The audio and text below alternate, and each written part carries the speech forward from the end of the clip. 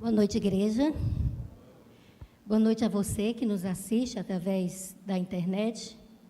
Eu vos saúdo a todos com a paz de Cristo, da parte de nosso Deus Pai e da parte daquele que veio e que morreu por cada um de nós e não deu não somente a esperança, mas a certeza da vida eterna. Então, sintam-se em paz. Essa noite nós vamos conversar sobre uma profecia que alguns dizem que se tornou perdida, eu diria que esquecida. É a profecia de Malaquias, capítulo 4, versos 5 e 6. Mas antes, porém, eu gostaria de explicar dois conceitos para vocês, para facilitar a compreensão. Existe a profecia clássica e existe a profecia apocalíptica. Tá? Qual a diferença das duas? A profecia clássica é uma profecia para um povo específico, para um tempo específico. Normalmente, ela é para o tempo do próprio profeta que está ali fazendo, na sua missão, a profecia. E a apocalíptica, ela sai do âmbito do atual e ela vai até o tempo do fim, certo? A profecia clássica é para o povo da época em que é dada a profecia. A profecia apocalíptica é para o povo do tempo do fim. Vocês vão entender por que eu estou dando esse conceito para vocês. Até aí, tudo bem? Pois bem, eu queria dizer só uma palavrinha para você, Samuel e Esther. Eu fico muito feliz quando eu vejo jovens, na idade de vocês, tão comprometidos com a palavra de Deus.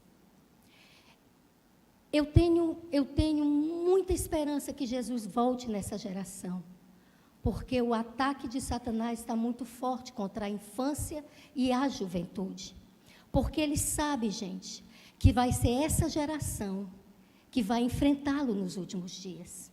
E eu quero dizer para vocês, que vocês se ponham sempre nas mãos de Deus, porque sobre vocês virá o Espírito Santo de uma forma como nunca veio ainda na face da terra.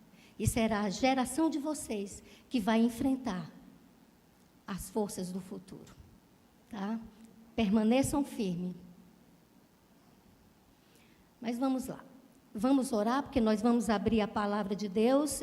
Nós vamos começar com Isaías. Isaías 65, do verso 17 a 20. Vocês abram aí, mas curvem a fronte de vocês para a gente fazer uma oração. Santo e eterno Deus, nesse instante, Senhor, diante da Tua presença, na certeza plena, Pai querido, que o Senhor escuta essa oração, que o Senhor aceitou o louvor dessa congregação e que o Senhor está, Senhor, com cada um de nós. Te pedimos de um modo muito especial uma oração pela Natália. A irmã Rosalina pediu aí no chat. Eu não o conheço, mas o Senhor sabe qual a necessidade dessa moça. Que o Senhor seja com ela nessa cirurgia amanhã. Pai querido, eu entrego essa congregação nas Tuas mãos, pedindo a presença do Espírito Santo de uma maneira muito especial, porque é sobre Ti, Senhor, que iremos conversar essa noite. Então, eu estou me colocando em Tuas mãos, pedindo que o Senhor me use e que o Senhor me dê sabedoria para que eu possa falar não minhas palavras, Senhor, mas que seja o Senhor falando com o Teu povo. Obrigada por tudo, Jesus. Amém. Então, abram as suas Bíblias em Isaías 65, do verso 17 ao verso 20. Pois eis que eu crio novos céus e nova terra, e não haverá lembrança das coisas passadas, jamais haverá memória delas. Exultem e alegrem-se para sempre no que eu crio, porque eis que eu crio para Jerusalém alegria, para o seu povo exultação. Eu me alegrarei por causa de Jerusalém e exultarei no meu povo, e nunca mais se ouvirá nela nem voz de choro, nem de clamor. Não haverá mais nela criança que viva somente alguns dias, nem velho que não complete os seus dias. Porque morrer aos 100 anos será morrer ainda jovem, e quem pecar só aos 100 anos será amaldiçoado. Irmãos, eu sempre que eu lia essa passagem de Isaías, eu sempre achei que era referente à nova terra. Mas quando os meus olhos batiam nesse verso 20, eu me incomodava, porque a Bíblia diz que não vai haver mais morte, não vai haver mais choro.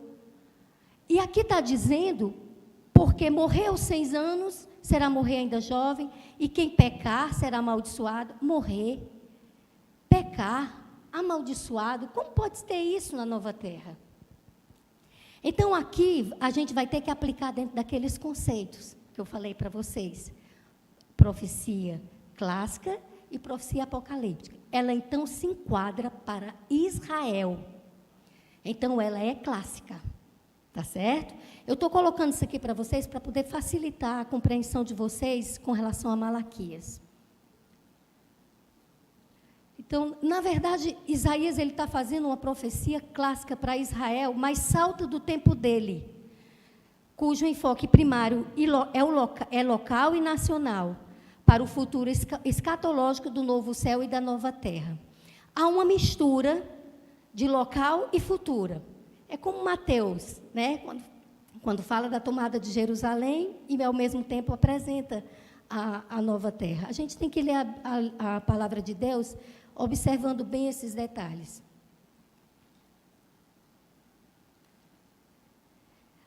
A datação do ministério de Malaquias foi no 5º século antes de Jesus Cristo. Foi aproximadamente depois de Esdras e Neemias, né? Esdras e Neemias, vocês lembram-se deles, foi depois do período pós-exílio.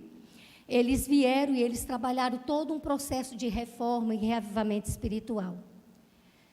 E a mensagem de Malaquias, ela é de repreensão à surdez espiritual dessa comunidade pós-exílica. Veio o trabalho de Esdras e Neemias e Malaquias vem dando a continuidade. Então, esse é o contexto, né? Chamando seus conterrâneos a viverem a obediência fiel à aliança feita pelo Senhor com eles, o povo e seus líderes espirituais estavam afundados em um estado de apatia espiritual. As pessoas praticavam atos religiosos com indiferença. Sua religião não passava de um formalismo vazio, sem verdadeiro compromisso. Os sacerdotes ofereciam animais com defeitos. Não podiam, né? Mas eles ofereciam animais com defeitos, e o povo roubava a Deus ao negligenciar a devolução dos dízimos e das ofertas. Abram a Bíblia de vocês agora em Malaquias.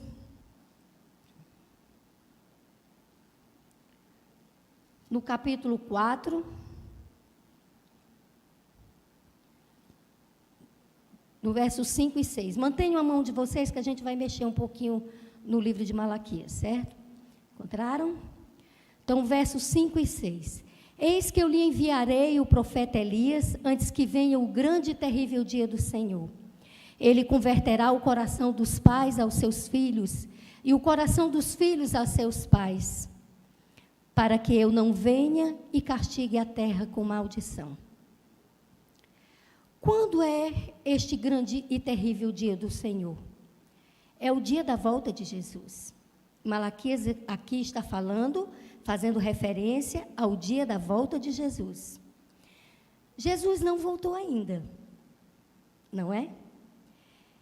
Então, de hoje até a volta de Jesus vai aparecer um tal de Elias. É isso que a profecia está dizendo. Eis que eu lhe enviarei o profeta Elias, antes que venha o grande dia e terrível dia do Senhor. Então, de hoje, que a gente está lendo, até a volta de Jesus, vai aparecer um tal de Elias. Vocês estão perguntando que história é essa, né? Não estou falando de Ellen White. Para entender, precisamos ler Malaquias 3, verso 1. Eis que eu envio o meu mensageiro que preparará o caminho diante de mim. De repente, o Senhor a quem vocês buscam virá ao seu templo, e o mensageiro da aliança, a quem vocês desejam, eis que ele vem, diz o Senhor dos Exércitos. Voltar ao tempo que o profeta escreveu é importante. Assim teremos o contexto da profecia. Então, a gente vai ficar voltando para o capítulo 3, de vez em quando. Observem bem que antes de vir o Messias, antes de ele andar pelo templo, e aqui eu estou falando de Jesus, quando ele esteve na terra, né, seria enviado um mensageiro que prepararia o caminho diante do Messias. Verso 2.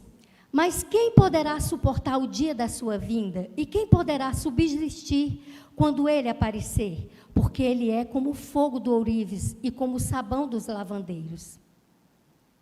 A gente vai manusear muita Bíblia, viu? Isso lembra vocês alguma passagem da Bíblia? Vamos lá para Apocalipse 6, verso 17. Lembre aí o que é que foi lido, né? Quem poderá suportar o dia da sua vida? Quem poderá subsistir quando ele aparecer? Apocalipse 6, verso 17.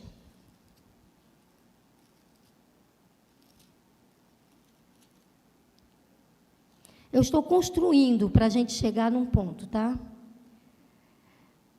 Porque chegou o grande dia da ira deles, e quem poderá subsistir? Então, Malaquias está falando aqui de um tempo futuro, tá? Apocalipse é de um tempo, essa passagem é para um tempo futuro.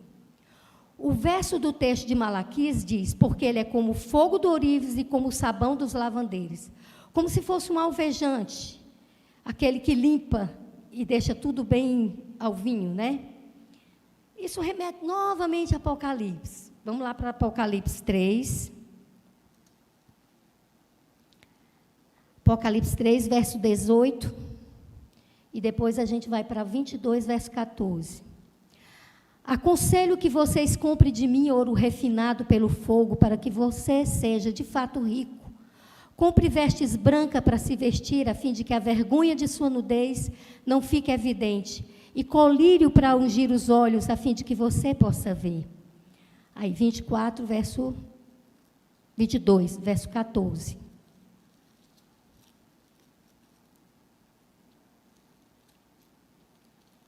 Verso 14.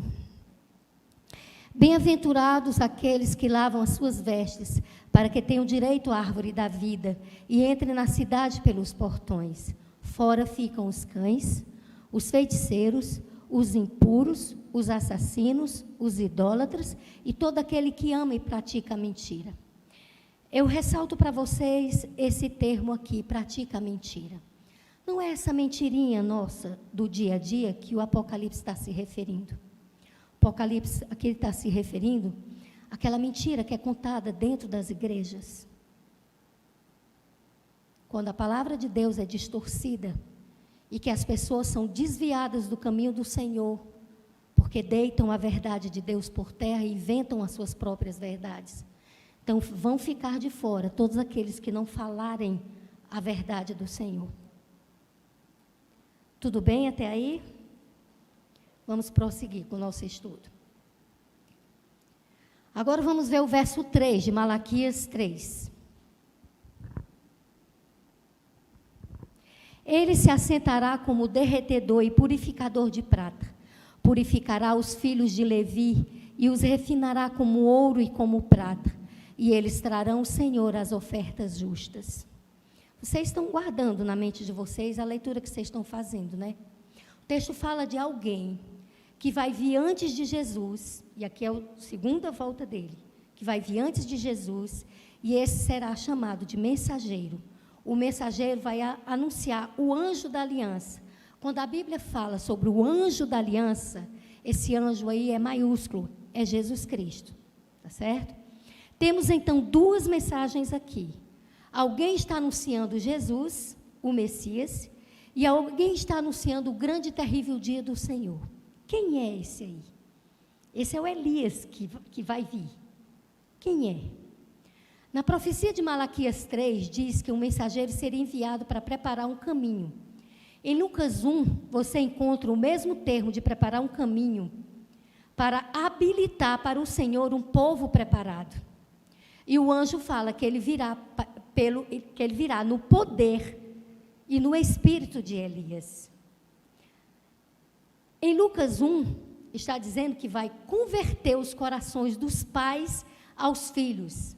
Malaquias 4:6 está dizendo a mesma mensagem. Vai converter o coração dos pais aos filhos. Vamos lá para Isaías 40.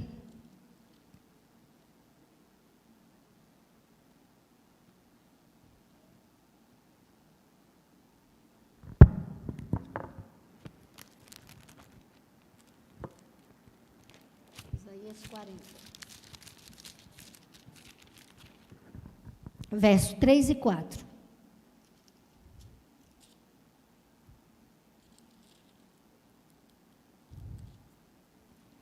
Uma voz clama, no deserto preparem o caminho do Senhor, no ermo façam uma estrada reta para o nosso Deus. Todos os vales serão levantados e todos os montes e colinas serão rebaixados. O que é tortuoso será retificado e os lugares ásperos serão aplanados. Quando um rei transitava pelo seu reino, ele enviava um servo antes da comitiva. E esse servo ia pela estrada que o rei iria passar, e ele tirava as pedras, os troncos, os galhos de árvore, tudo que tivesse que pudesse colocar a passagem do rei em perigo. Isso era um costume da época. Todos os vales serão levantados e todos os montes e colinas serão rebaixados. Quem faz isso é a voz do que clama do deserto, ou seja, João Batista veio no mesmo espírito que inspirou Elias para preparar o caminho do Messias, Jesus Cristo. O anjo Gabriel, quando anuncia, ele diz que João Batista era Elias. Jesus também, quando fala, ele diz que João Batista era Elias. Mas quando os líderes religiosos perguntaram para Elias o que foi que Elias disse que ele era, ele disse que não era. E aí? Conhecemos a história toda que aconteceu. Elias foi arrebatado, primeiro Elias, tá? Nós já falamos aqui de 2 Elias. O primeiro Elias foi aquele do Monte Carmelo, na época de Jezabel, de Acabe. Ele foi arrebatado, foi levado vivo. Por ocasião da entrega de Jesus no Monte da Transfiguração, ele se apresentou juntamente com Moisés.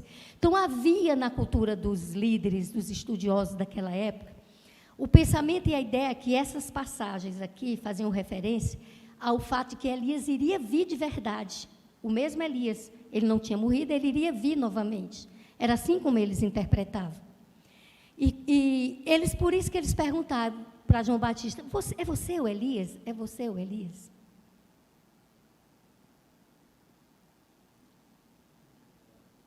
Quando perguntam para João Batista se ele é o Elias de verdade, estão perguntando se ele era o Elias do Monte Carmelo. Na profecia de Malaquias 3, o texto está dizendo que haverá um outro Elias, que agirá preparando a segunda volta de Jesus. A missão desse terceiro Elias é preparar o povo para a volta de Jesus. Haverá, portanto, segundo Malaquias 3, um terceiro Elias antes do grande dia do Senhor. Haverá alguém de novo no poder do Espírito Santo antes da volta de Jesus.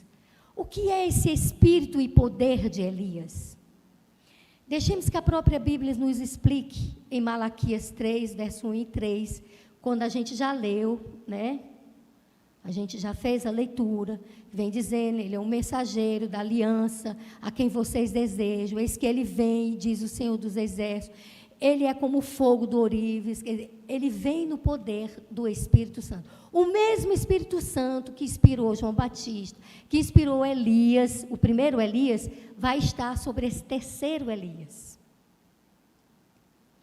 Então, qual é o espírito e o poder de Elias mencionado em Malaquias 4, 5 e 6? É dito que ele vem para endireitar e preparar o caminho para o Messias, como está escrito também em Isaías 40. E nas palavras do anjo Gabriel, de que ele viria para restaurar a lei de Moisés, converter os corações. Abram a Bíblia de vocês em Lucas 1. É logo depois de Malaquias, gente. Vem Mateus e vem Lucas.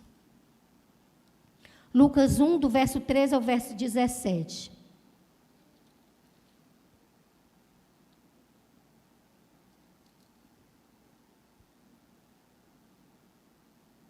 O anjo, porém, lhe disse: não tenha medo, Zacarias, porque a sua oração foi ouvida. Isabel, sua esposa, dará à luz um filho, a quem você dará o nome de João.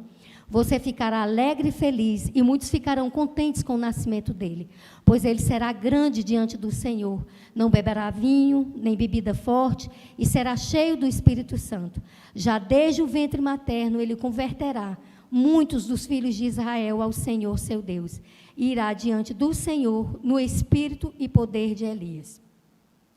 O anjo está falando aqui de reconciliação familiar, mas principalmente, gente, da paternidade celestial.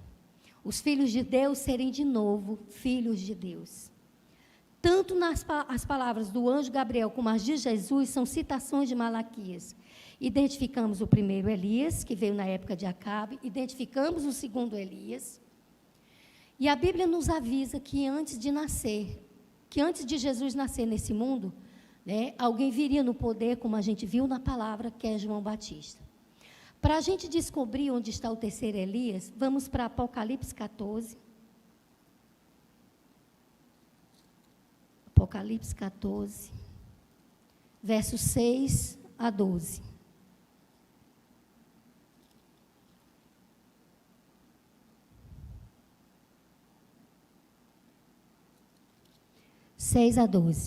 Vi outro anjo voando pelo meio do céu, tendo o evangelho eterno, para pregar aos que habitam na terra e a cada nação, tribo, língua e povo, dizendo com voz forte: temam a Deus e deem glória a Ele, pois é chegada a hora em que Ele vai julgar, e adorem aquele que fez o céu, a terra, o mar e as fontes das águas.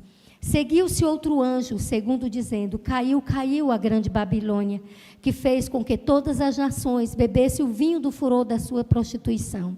Seguiu-se a este outro anjo, o terceiro, dizendo com voz forte: se alguém adora a besta e a sua imagem, e recebe a sua marca na testa ou na mão, também este beberá do vinho do furor de Deus, preparado sem mistura no cálice da sua ira, e será atormentado com fogo e enxofre, diante dos santos anjos e na presença do Cordeiro. A fumaça do seu tormento sobe para todo sempre, e os adoradores da besta e da sua imagem, a quem quer que receba a marca do nome da besta, não tem descanso algum, nem de dia nem de noite.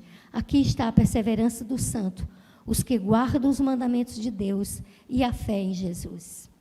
A Bíblia está dando uma indicação aqui de quem é o terceiro Elias. O terceiro Elias não é uma pessoa. O terceiro Elias não é um pastor de igreja. O terceiro Elias é um movimento feito de pessoas, que aqui diz que são os que perseveram, os que guardam os mandamentos de Deus e têm a fé em Jesus. Esse movimento dos últimos dias ensina sobre a guarda dos mandamentos, conforme está escrito, sem a alteração da lei de Deus. É um movimento que está anunciando que o juízo está chegando. Esse é o terceiro Elias da profecia de Malaquias. Esse povo também adverte a humanidade para a volta de Jesus, para que também não caiam, onde todos estão caindo nos enganos da besta do Apocalipse 13. Vocês entendem aí qual é a missão desse povo que vai compor o movimento? A relevância desse movimento, dessas pessoas, não é a placa da igreja, porque Deus tem filhos em todas as igrejas. A relevância desse terceiro Elias é a mensagem que ele vai levar, é a mensagem que ele tem que anunciar. Esse povo chama a humanidade para adorar o Criador. Esse movimento dos últimos dias ensina a guarda dos mandamentos. Esse povo também adverte com relação à volta de Jesus. Você entende essa mensagem? Como povo de Deus, eu e você estamos anunciando a vigência da lei de Deus e avisando ao mundo sobre a volta de Jesus. Se não tivermos, nós não faremos parte desse movimento que comporá o terceiro Elias. Muitos dentro da igreja adventista desconhecem essa missão. Nós paramos de pregar os aspectos proféticos da igreja adventista, numa tentativa talvez de corrigir alguns erros do passado. No passado tínhamos um foco muito forte em cima da lei de Deus e da profecia, e esquecíamos de estudar, de pregar a salvação em Cristo Jesus, sobre graça, sobre a misericórdia, sobre a vida cristã. E então, a partir da década de 80, percebemos a necessidade de pregações que atendessem à necessidade do coração, do dia a dia da vida cristã. E acabamos indo de um extremo para o outro. Assim, só pregávamos lei e profecia. Não falávamos sobre a vida cristã, sobre a graça, sobre a misericórdia. Passamos a falar sobre tudo isso e paramos de falar sobre a lei e a profecia. Hoje temos uma comunidade de pessoas que não sabem, que tem nem mesmo uma identidade com o Apocalipse 10. Você sabe que, como adventista, você tem uma identidade com o Apocalipse 10? Você sabe o que é que fala Apocalipse 10? Você sabe do livro amargo? Foi o que experimentou a igreja com o desapontamento. No mundo evangélico, há muitas igrejas que interpretam o terceiro Elias como a cristandade como um todo. Mas vejam bem, o povo de Israel existia, e existia o primeiro Elias. O povo de Israel existia, e existia João Batista. Então, vai existir o povo de Deus, além das fronteiras, de placa de igreja, o povo de Deus como um todo, sem fronteira. Mas vai haver um povo que vai estar vinculado com essa missão. E eu não estou dizendo que serão todos os adventistas. Eu não estou dizendo que é a igreja adventista que tem essa verdade. A igreja adventista tem um compromisso com uma verdade que faz te chamar para sair da Babilônia.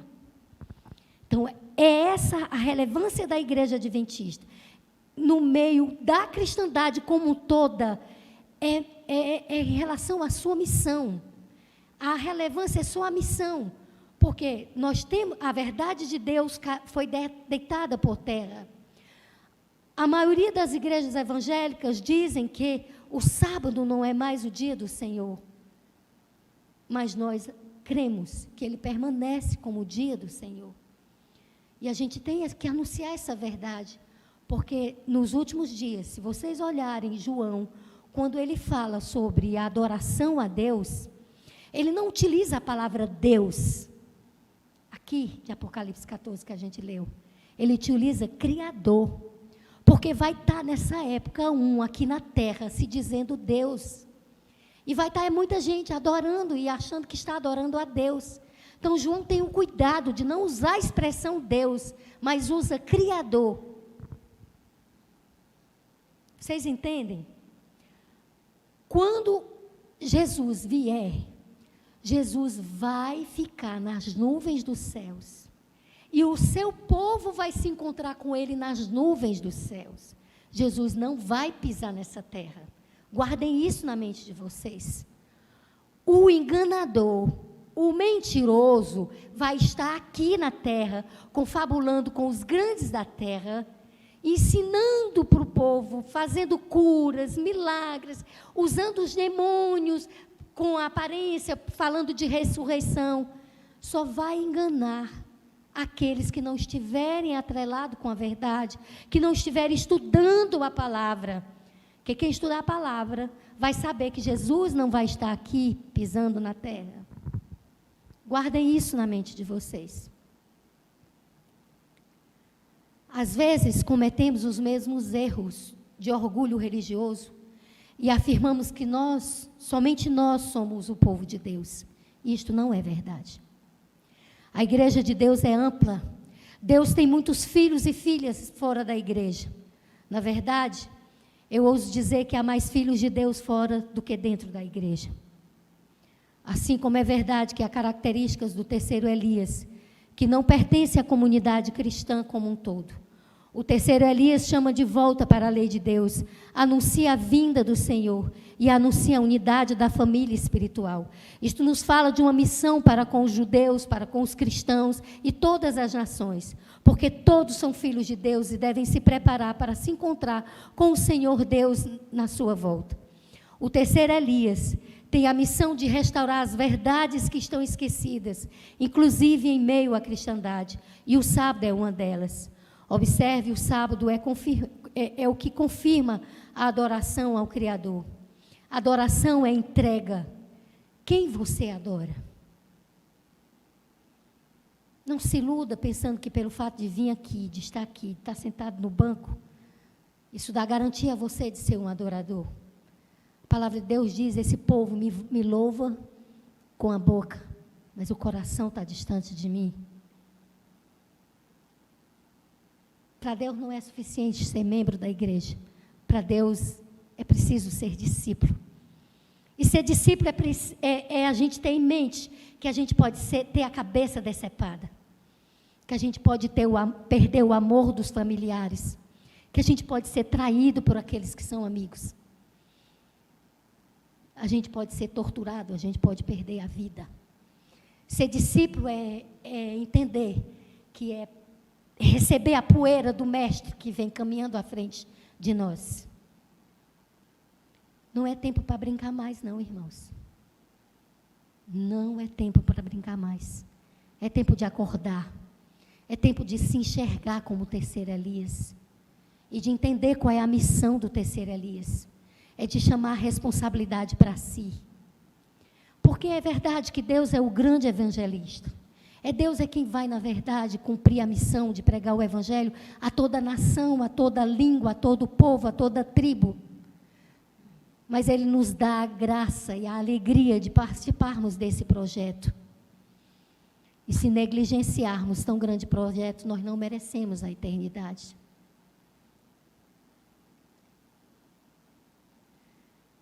Apocalipse 13, João nos revela o engano, o erro. E qual é o erro? O erro é adorar Satanás no lugar de Deus. Ninguém em sã consciência adora Satanás. Mas se a gente não adora a Deus, a gente adora qualquer coisa, até a si mesmo. E a adoração focada fora de Deus é transgressão, é pecado. E que engano é esse? A besta quer ser adorada e ela, como em Deuteronômio, coloca o seu sinal na fronte e na mão. Na fronte, porque é aqui que eu decido se eu sirvo a Deus ou não. E na mão, porque representa ação, testemunho, atitude, comportamento. Muitos não têm a Deus como seu único Senhor. Para muitos, o dinheiro é o Senhor deles. Fazem tudo por dinheiro. Corrompem-se e corrompem os outros. O dinheiro é o Baal de hoje. Quem tenta dominar o mundo de hoje, os que detêm as grandes fortunas. Fala-se aí no governo mundial, né? Quando você diz que se tivesse dinheiro tudo estaria resolvido, você está colocando o dinheiro no lugar de Deus. E isto tem tudo a ver com a marca da besta. Satanás atrai as pessoas com a ideia de compra e venda. Apocalipse 13 é o engano.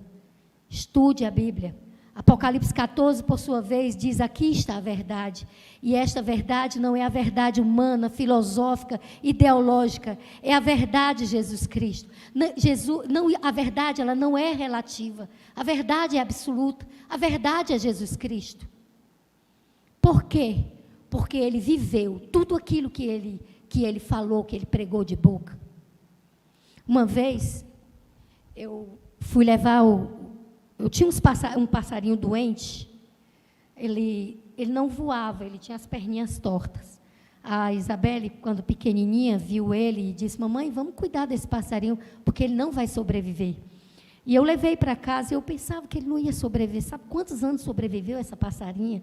12 anos. Morreu bem velhinha, bem velhinha. E um dia eu precisei levar para ela poder tomar as vitaminas dela, e eu quis conversar com o veterinário. São as coisas, sabe, que Deus bota às vezes na mente da gente, direciona a gente para um lugar, e a gente não entende que Deus estava fazendo todo o trajeto. Nunca tinha visto esse rapaz, esse veterinário na minha vida, eu não tinha amizade com ele. E quando eu entrei, ele atendeu, aí ele olhou assim para mim e disse: você tem tempo? Eu disse: tenho. Você quer conversar sobre a Bíblia comigo? Aí eu disse: tá, pode ser. Aí ele tinha assim uma área assim, nós nos sentamos numa cadeira e ele me perguntou: o que você acha daquela passagem da Bíblia que diz assim: se alguém bater na tua face, dá a outra? Aí eu disse: você se lembra de mais outras? Aí ele disse: por que Jesus era Deus então e ele se deixou ser crucificado, se deixou ser cuspido? Aí eu disse: você está falando do cristianismo. Bem-vindo ao mundo do cristianismo. É isso mesmo. É andar na contramão do mundo, porque o mundo diz: bateu, levou, né? Vinga, é olho por olho, dente por dente.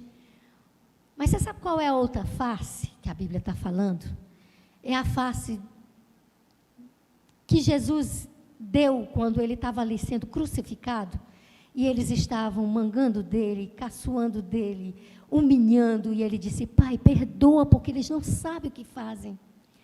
Quem é que pode, em sã consciência, estar em plena tortura e olhar para o seu algoz e dizer: Pai, perdoa, porque eles não sabem o que fazem? É isso da outra face. É você ensinar a quem tem ódio o amor, a quem tem desejo de vingança o perdão. Eu disse: olhe, se você está pensando em entrar no cristianismo e está pensando em entrar num ambiente de conforto, nem entre, porque é surra todo dia. É surra todo dia. Jesus é a verdade que não te faz cair, nem te fará cair no engano de Apocalipse 13. A verdade não é relativa, é Jesus Cristo. Escute, e aqui vai a mensagem para você, que entenderá que é para você. Eu sei que você está aí. Eu recebi a sua mensagem, não vou dizer seu nome. Mas escute, porque você está sendo enganado, e alguém precisa falar a verdade, que você está sendo enganado. A lei de Deus não mudou, ela está vigente. Continua sendo errado roubar, assassinar, adulterar, cobiçar, mentir, adorar falsos deuses, adorar Deus no dia contrário ao que Ele determinou. Nada mudou. Se estão pregando isso para você, saia, é Babilônia. E o terceiro Elias avisa: saia dela, povo meu. Porque só haverá dois povos: os que adoram a Deus e os que não adoram. Na parábola de Jesus, ele separa os cabritos dos carneiros. Mas não é Jesus quem determina quem é cabrito e quem é carneiro. Cada um se define como é. Somos nós que escolhemos quem queremos ser, se carneiros ou se cabritos. O próprio Jesus alertou que seria um engano muito grande e que, se possível fosse, enganaria até mesmo os escolhidos. Estude com afinco Apocalipse 14, 6 e 7. Percebam que João não diz: adorem a Deus. Não, ele não diz isso, pois se ele o fizesse, o povo que estava adorando a besta diria que já estava adorando a Deus. O terceiro Elias alerta para que você não confunda o Criador com o Deus desse mundo. Mundo até mesmo religioso. Não foi à toa que você me passou uma mensagem na semana passada, pedindo para que eu te encontrasse no shopping. Não foi à toa aquelas 2 horas que passamos estudando a Bíblia. Se você entendeu a verdade, não abandone a verdade, porque você foi educada para crer como você crê. Saia, é Babilônia. Deus está chamando você para guardar o sábado. Isto vai lhe tirar do engano. Deus deu o sábado para restaurar em nós, os guardadores do sábado, a verdadeira adoração. Você precisa crer que é Deus quem lhe sustenta, e o sábado dá essa dimensão para você. Porque porque você fecha a sua empresa, você fecha o seu comércio, porque você acredita que aqueles valores que você perdeu naquele dia não vão te fazer falta, porque o teu Pai vai te alimentar. O sábado tem que dar essa noção para nós. A palavra de Deus hoje lhe faz um convite: estude com humildade. Não se acomode ao orgulho espiritual de que você foi educada para crer, ao contrário. Em nenhum lugar da Bíblia ordena observar outro dia que não seja o sábado. Deus mesmo descansou no 7º dia. E Jesus, quando morreu, foi no túmulo que ele ficou durante as horas do sábado. Hoje, nessa noite, alguém está dizendo para você: saia da Babilônia. Este é o tempo de se preparar, munido da verdade, para esperar a volta de Jesus. Em Gênesis 3, há o relato da queda do ser humano. O Deus misericordioso e bondoso acolheu Adão e Eva e fez a promessa para eles de que viria uma criança, nasceria. Essa criança teria o seu calcanhar mordido, mas essa criança esmagaria a cabeça da serpente. Meus amados, esse calcanhar já foi ferido. Essa cabeça já foi esmagada. Na cruz do Calvário, Jesus já cumpriu o que precisava ser cumprido. Descanse na graça do perdão de Jesus. Quem vence o mundo não somos nós. Nós não temos poder para vencer o mundo. Quem vence o mundo é Jesus, e Ele já venceu. E pela sua graça e misericórdia, Ele estende a sua vitória a nós. O que nos compete?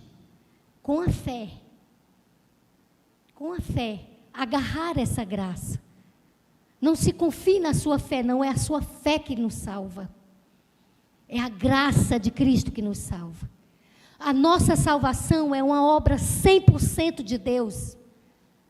A questão da guarda do sábado é o reconhecimento de que Ele é o Salvador. Ele me salvou, e Ele me salvou não para andar em pecado, nem em desobediência, mas para andar em obediência. Então, guardar os mandamentos do Senhor é uma questão de consequência de uma salvação. Porque eu estou salva, eu obedeço ao Senhor. Eu não obedeço para ser salvo. Isso é legalismo. Eu não vivo uma vida cristã para agradar a Deus, isso é paganismo.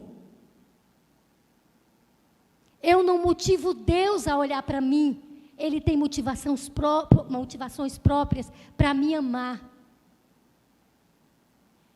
Então, o meu desejo com a mensagem de hoje é que a profecia de Malaquias 4 não permaneça perdida nem esquecida no seu coração, e que você estude, e que você procure entender qual é o seu papel nesse tempo. Terceiro Elias não é uma pessoa. Terceiro Elias é um movimento de pessoas que entendem a missão, que entendem a urgência do tempo, que entendem a verdade que tem que anunciar e abraçam a missão. E no tempo certo, no tempo de Deus, Deus vai derramar sobre esse terceiro Elias um poder superior ao que foi derramado ao primeiro e ao segundo Elias. E pelo poder do Espírito Santo e no espírito de Elias, esse povo vai cumprir a missão que Deus determinar.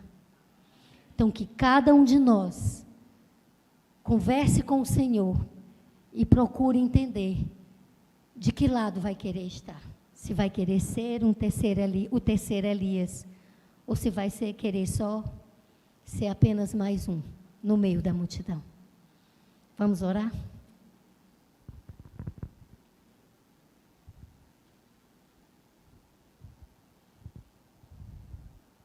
Bondoso Pai, muito obrigada, Senhor, pela Tua palavra, pelas advertências, pela verdade, Senhor, que que existe nesse lugar.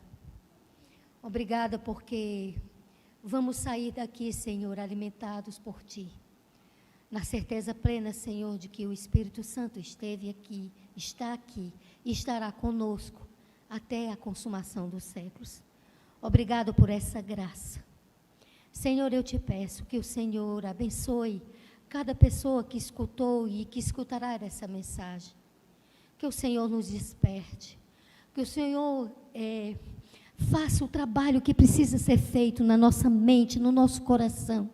De forma tal, Senhor, que a gente entenda que é preciso se esvaziar de nós mesmos para que o Teu Santo Espírito venha sobre nós.